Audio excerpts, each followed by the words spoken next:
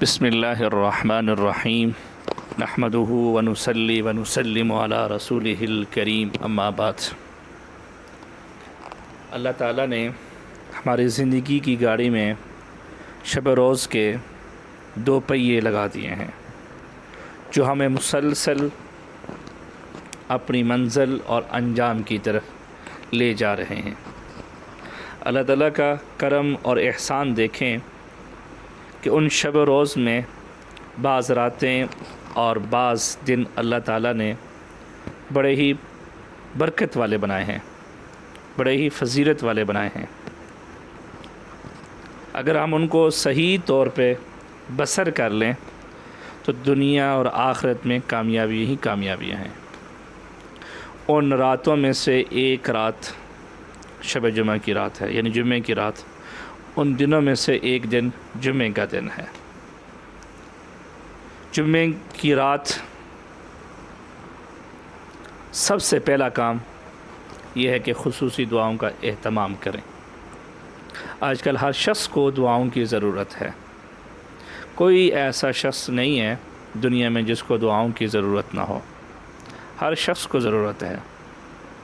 ہر شخص پریشان ہے، مصیبت میں ہے، پریشانی میں ہے، اور ہر طرح کی پریشانی ہے۔ تو اس لیے آج کی رات خصوصی دعاؤں کا اہتمام کرنا چاہیے۔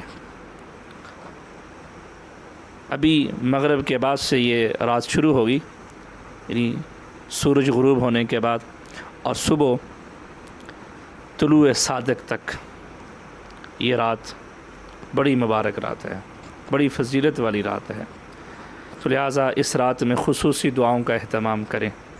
حضرت عبداللہ بن عمر سے روایت ہے کہ نبی کریم صلی اللہ علیہ وسلم نے ارشاد فرمایا،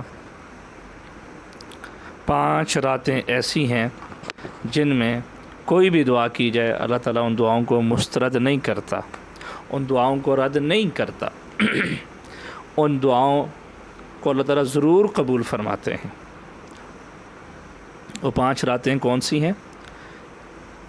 شب جمعہ کی جمعے کی رات، یکم رجب، 15ویں شعبان، عید الفطر اور عید الاضحیٰ۔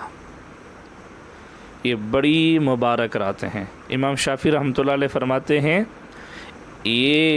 ان 5 راتوں میں سے ان 5 راتوں میں کوئی بھی دعا کی جائے اللہ تعالیٰ ان دعاؤں کو زیادہ قبول فرماتے ہیں۔ تو کوشش کر کے آج کی رات خصوصی دعاؤں کا اہتمام کریں، خود بھی، اپنے گھر والوں کو بھی، اپنے بیوی بچوں کو بھی، اور رشتہ داروں کو بھی، دوست احباب کو بھی۔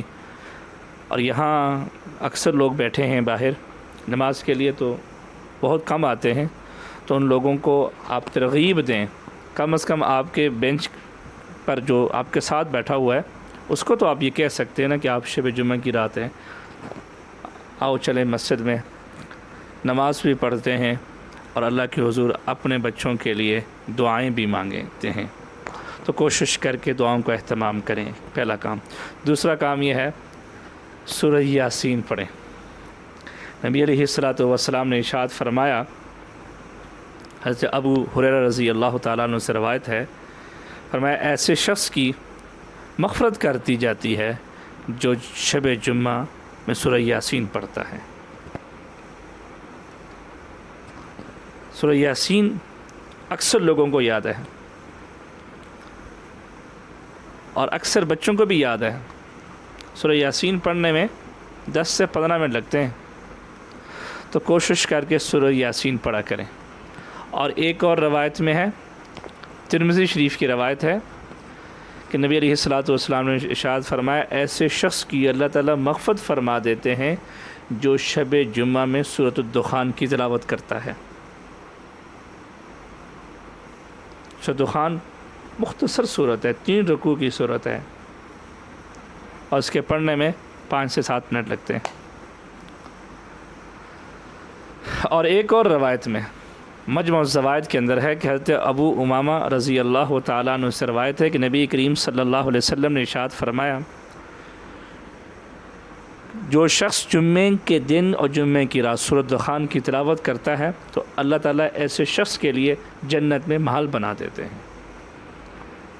جو شخص سورۃ دخان جمعے کے دن اور جمعے کی رات پڑھتا ہے تو اللہ تعالیٰ اس کے لیے کیا بنا دیتے ہیں؟ جنت میں محل بنا دیتے ہیں۔ اس سے بڑی بات بھی ہو سکتی ہے؟ 5-7 منٹ کا یہ عمل ہے اور اس کا فائدہ دیکھیں کتنا بڑا ہے کہ جنت میں اس شخص کے لیے اللہ تعالیٰ محل بنا دیتے ہیں۔ تیسرا کام، حضور صلی اللہ علیہ وسلم کی ذات اقدس پر کثرت کے ساتھ درود شریف پڑھیں۔ اب کثرت کتنی ہے؟ کتنا پڑھیں گے تو کثرت میں شمار ہوگا؟ کتنا پڑھیں گے تو کثرت میں شمار ہوگا؟ 200 250۔